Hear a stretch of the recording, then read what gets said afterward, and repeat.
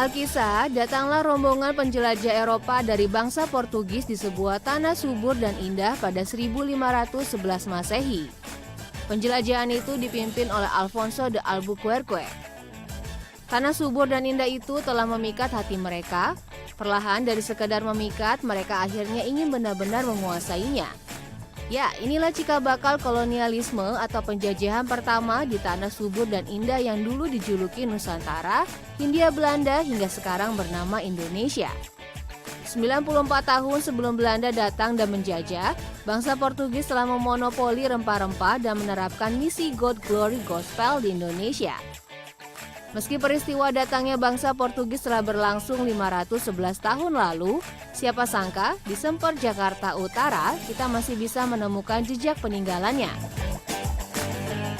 Ya, selamat datang di Kampung Tugu, kawasan yang dihuni oleh para keturunan Mardiker atau budak bangsa Portugis. Menurut warga setempat, nama Tugu berasal dari ejaan Portugis. Kampung Tugu kala itu terletak di pinggir kota Batavia yang sengaja diperuntukkan bagi para budak bangsa Portugis yang telah dibebaskan dari tawanan perang. Sejak itu, 23 keluarga Mardiker yang diberi lahan mulai menggarap lahan dan menghidupkan kawasan tersebut. Ikon Kampung Tugu adalah Gereja Tugu yang menjadi salah satu gereja tertua di Indonesia. Para sejarawan menyebut gereja bergaya klasik Eropa ini dibangun pada 1676. Gereja ini sengaja dibangun Belanda untuk mengubah agama Katolik yang semula dianut para Mardiker menjadi Protestan. Misi pemindahan agama itu pun berhasil. Meski telah berpindah agama, namun urusan tradisi dan budaya, para Mardiker berusaha tetap menjaga identitasnya yang tumbuh dengan napas Portugis. Menurut para ahli, sejarah panjang ini menjadikan Kampung Tugu sebagai kampung Kristen tertua di seluruh Indonesia bagian barat. Wah, menarik sekali ya anak Jakarta. Setelah makam Mbah Priok, Kampung Tugu menjadi salah satu destinasi wisata yang menarik dijelajahi.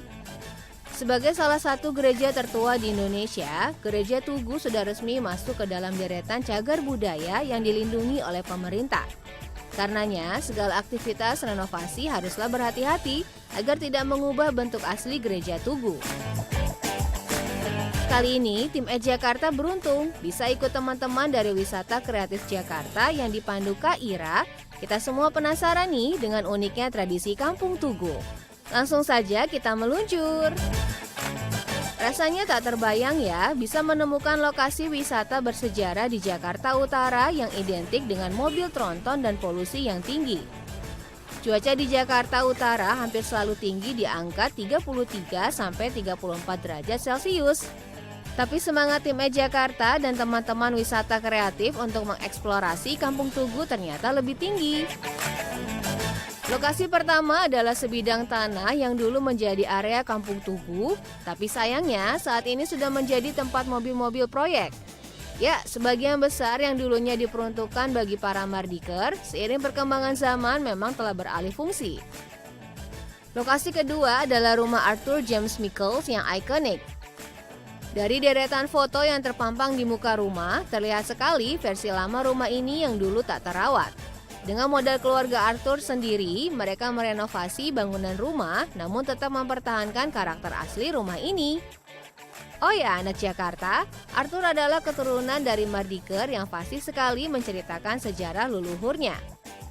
Penuturan Arthur cukup mengejutkan. Musik keroncong yang biasanya identik dengan budaya Jawa, ternyata dari Kampung Tugu inilah jenis musik itu berasal.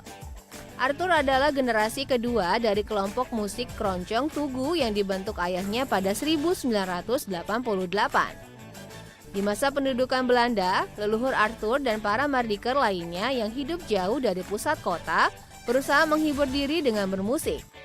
Di zaman itu tentu belum secanggih sekarang ya anak Jakarta. Jadi alat musik yang digunakan masih sangat sederhana, tapi soal kualitas musiknya jangan diragukan deh. Di rumahnya yang asri ini, ia menyimpan beberapa alat musik yang telah membawa ia dan anggota grup musik keroncong Tugu ke berbagai kota di Indonesia dan dunia. Lirik lagu yang mereka nyanyikan pun tak lepas dari balada pengalaman hidup para Mardiker di Kampung Tugu. Uniknya, lirik lagu tersebut menggunakan bahasa Kreol atau bahasa yang berasal dari alkulturasi beragam budaya. Penutur bahasa ini tersebar di berbagai belahan dunia, termasuk di Ambon, Manado, Kupang, dan Larantuka. Arthur bercerita, bahkan saat ia mengunjungi Portugal, negeri para leluhurnya, penutur bahasa Kreol ternyata di sana sudah tak ada lagi penuturnya. Selain musik keroncong, bahasa Kreol, dan rumah Arthur yang ikonik, tim Ed Jakarta diajak melepas lelah dengan menyantap berbagai kudapan khas Kampung Tugu. Beberapa di antaranya adalah ketan unti dan apem kinca. Anak Jakarta dijamin tak akan menemukan kuliner ini di tempat lain. Menurut warga setempat, kudapan khas ini hanya dibuat saat ada pesanan untuk acara keluarga, Natal, dan perayaan mandi-mandi. Ada cerita di balik kudapan khas Kampung Tugu nih, anak Jakarta. Tinggal jauh dari pusat kota Batavia, tak hanya membuat Mardiker pandai mengarang lagu, tapi juga memadukan berbagai bahan makanan yang tersedia di semper. Jadilah cita rasa unik yang khas, asin, manis, dan gurih berpadu jadi satu. Sebenarnya yang lebih khas dari dua kudapan ini adalah gado-gado Kampung Tugu yang berbeda dari gado-gado Betawi. Tapi sayangnya kali ini belum tersedia nih anak Jakarta. Tapi dari penuturan warga setempat, gado-gado jadi simbol alkulturasi budaya yang mempertahankan cita rasa favorit para leluhur para Mardiker, yaitu pedas manis dan asam. Bagaimana anak Jakarta? Penelusuran tim Ed Jakarta kali ini seperti menemukan hidden place di antara riuh dan sibuknya mobil-mobil proyek serta polusi Jakarta Utara. Dari mengunjungi gereja Tugu, rumah Arthur Mikel, sampai berkulineria, semua ada di sini. Berkat sejarah panjang dan keteguhan keturunan Mardikers, Kampung Tugu kini tetap lestari dan jadi satu dari 13 destinasi wisata di Jakarta Utara. Jangan lupa masukkan Kampung Tugu ke dalam agenda pelesir anak Jakarta ya.